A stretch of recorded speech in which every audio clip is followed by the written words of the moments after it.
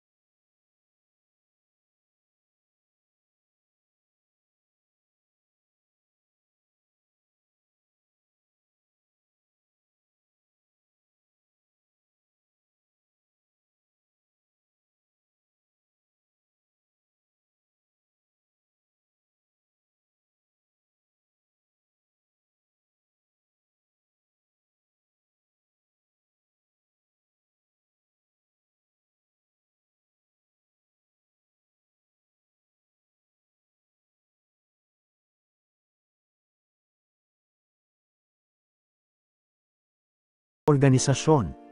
Ang mindset ni Uzuki ay nakatutok sa iisang goal, ang buwagin ng buong assassination system. At dahil dito, halos lahat ng galaw niya ay may malalim na dahilan at plano. Kung tutusin, mas madilim ang style ni Uzuki kumpara kay Nagumo. May pagka-psychological ang approach niya, hindi lang physical combat ang laban niya, kundi pati sa isip. Kung ikukumpara natin sila, si Nagumo ang tipo ng assassin na unpredictable. Marunong siyang mag-adapt sa sitwasyon, mabilis kumilos, at magaling magpatambo ng kalaban sa pamamagitan ng panlilinlang. Pero si Uzuki, siya naman ang klase ng kalaban na hindi mo madaling mauto. Gagamit siya ng utak para paikutin ka. Lahat ng kilos niya ay may balak, at handa siyang mag-sacrifice ng kahit ano para sa mas malaking plano.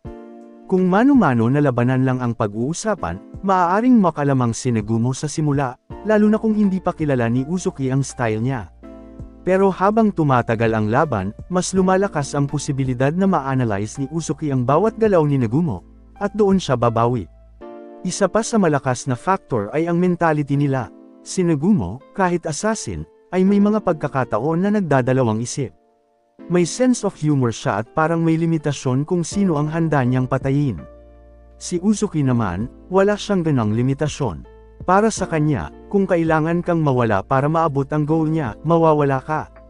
Ito ang edge niya, walang awa at walang hesitation. Sa totoo lang, ito rin ang malaking bentahe ni Uzuki sa kahit sinong kalaban. Kapag si Nagumo ay nagpakita ng kaunting hesitation, pwedeng-pwede yung gamitin ni Uzuki para dominahin ang laban. Imaginin natin kung maghaharap silang dalawa. Halimbawa nasa isang bakanteng gusali sila na walang ibang tao, mano-mano, walang trap, walang backup. Sa una, tiyak na magugulat si Uzuki sa mga disguise at deception techniques ni Nagumo.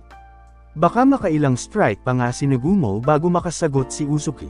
Pero habang tumatagal ang laban, si Uzuki ang tipo ng kalaban na nag-a-adjust din.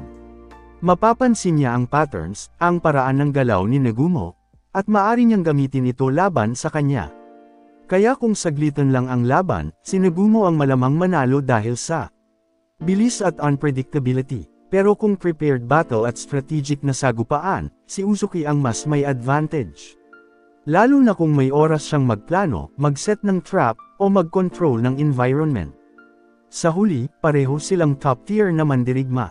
Hindi basta-basta kayang tapatan ng kahit sino.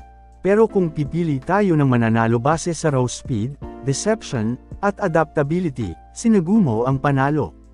Pero kung bigyan mo ng pagkakataon si Uzuki na pag-aralan ang kalaban, at ipasok ang kanyang utak sa laban, pwedeng-pwede niyang baliktarin ang sitwasyon. Kaya depende talaga sa sitwasyon ng laban. Walang malinaw na sagot. Pero kayo, anong tingin nyo? Kung maglalaban nga sina Nagumo at Uzuki sa isang deathmatch, Sino ang sa tingin niyong uuwi ng buhay? Si Nagumo ba na unpredictable at mabilis? O si Uzuki na cold-blooded at strategic? Ay comment nyo sa baba at pag-usapan natin. At kung nagustuhan nyo ang analysis na to, huwag kalimutang i-like ang video, mag-subscribe sa channel, at i-share ito sa mga kapwa fans ng Sakamoto Days. Marami pa tayong ibang hypothetical battles na pag-uusapan kaya abangan nyo yan. Maraming salamat sa panunood, hanggang sa susunod.